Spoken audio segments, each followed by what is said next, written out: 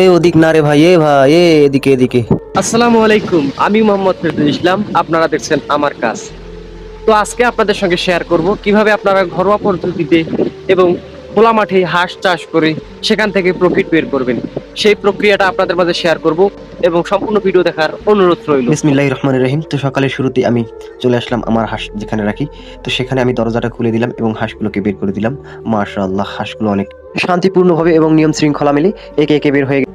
তো সকালে শুরুতে আমি তাদেরকে কোনো খাওয়া দেবো না, কারণ তাদেরকে যদি খাবার দিই তাহলে তারা বাইরে গিয়ে তেমন একটা খেতে পারবে না এবং অযথা এখান থেকে ওখান, ওখান থেকে ওখান অনেক দূর দূরান্তে ঘুরে যাবে। কারণ ভাই বুঝতেই পারছেন, কথায় আছে পেট ঠান্ডা তো দুনিয়া ঠান্ডা। সেজন্য আমি পেটটাকে ঠান্ডা করার মতো সুযোগ দিলাম না, তাদেরকে পরিশ্রম করার মতো একটু সুযোগ দিলাম। কারণ তাদেরকে যদি আমি পর্যাপ্ত খাওয়া দিয়ে আমি বিলে ছেড়ে দিয়ে আসি তাহলে তারা দূর দূরান্তে ঘুরবে এবং তেমন একটা খাবে না। অলসতা তাদের ভিতরে কাজ করবে এবং সেখান থেকে অনেক রোগবালাই হতে পারে। সেজন্য তাদেরকে পরিশ্রম করার মতো সুযোগ করে দিয়েছি। তাদেরকে এখন বিলে নামিয়ে দিয়ে আজকের মতো আমার কাজ শেষ। একেবারে সন্ধ্যার দিকে চলে আসবো। এখন তাদেরকে নিয়ে যাওয়ার সময় হয়েছে, দেখি তাদেরকে পাই কোথায়। দেখেন দর্শক, কাণ্ডটা দেখেন, এদের কাণ্ডটা দেখেন। এরা কত দূর আসছে খাইতে খাইতে। আমাদের গন্তব্য হচ্ছে ওই যে রাস্তা দেখতে পাচ্ছেন, ওই যে মসজিদ, ওই যে মসজিদ। আমাদের গন্তব্য হচ্ছে সেই জায়গায়। আর ওরা খাইতে খাইতে সেই যে সাত সকালে ছেড়ে দিয়েছিলাম, এখন সন্ধ্যা প্রায়, এরা কত দূর চলে আসছে। তার মানে ভাবেন, যদি আপনি সঠিক নিয়মে পালতে পারেন অবশ্যই আপনার সেখান থেকে প্রফিট বের হবে। এখন এদেরকে নিয়ে যাব বাসার দিকে। এই যা দাদা, এই যা যা। অনেক খাইছিস ভাই, অনেক জ্বালাইছিস, আর না।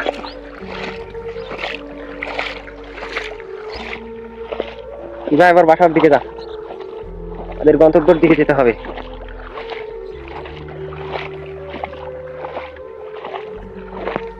শুরুর দিকে ভিডিওতে আপনারা যা দেখলেন তা আমি যেভাবে পালি তার কিছু চিত্র। তো এখন আপনাদেরকে বিস্তারিত কিছু বলবো, মন দিয়ে সবাই শুনুন। তো আপনারা যেভাবে হাঁস পালন করবেন খোলা মাঠে, হাঁস পালনের আগে অবশ্যই আপনাদেরকে ভালো মানের বাচ্চা চয়েস করতে হবে, যেগুলো হচ্ছে দেশি প্রজাতির বাচ্চা। তো হাঁস যারা পালন করতে চান ভাই, তাদের উদ্দেশ্যে আগে মূলত দুটি কথা বলে নেই। হাঁস পালনের পদ্ধতিগুলো জানতে হবে। যদি হাঁস পালনের পদ্ধতিগুলো না জানেন তাহলে হাঁস নেওয়ার পর ভাই আপনি মহাবিপদে পড়ে যাবেন। সেজন্য অবশ্যই আপনাকে হাঁস পালনের পদ্ধতিগুলো জানতে হবে।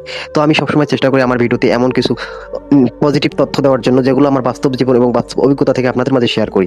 যতগুলো চাষ আসে সব চাষের মধ্যে আমার কাছে মনে হয় পানির মতো সহজ তাই হাঁস চাষ করা। তো হাঁস চাষ করা পানির মতো সহজ কেন বললাম? এটাকে চাষ করতে গেলে তেমন একটা খরচ, বাড়তি খরচ লাগে না। দেখেন, আমি সারাদিন বিলে খাওয়া নেওয়ার পর তাদেরকে এখন বাসার দিকে নিয়ে যাব এবং বাসায় নিয়ে যাচ্ছি। মাঝখান থেকে আমাকে কোনো খাবার দেওয়া লাগলো না।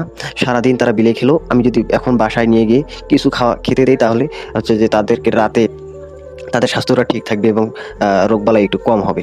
তো এরকম আপনারাও সবাই হাঁস উৎপাদন করতে পারবেন। কিন্তু মূল কথা হচ্ছে ভাই, হাঁস বিক্রয়ের সময় আপনি সঠিক মূল্য পাচ্ছেন তো? হাঁস উৎপাদন করা যতটা সহজ, হাঁস বিক্রয়ের সময় তার থেকে সঠিক মূল্য পাওয়া ঠিক ততটাই কঠিন। বাস্তবতার মুখে আপনি পড়বেন, একবার চাষ করে দেখেন। তো যাই হোক, আমি যদি আমার পরামর্শ অনুযায়ী যদি আপনারা কাজ করতে পারেন, ইনশাল্লাহ আপনার হাঁস চাষ করে কেউ লস করবেন না।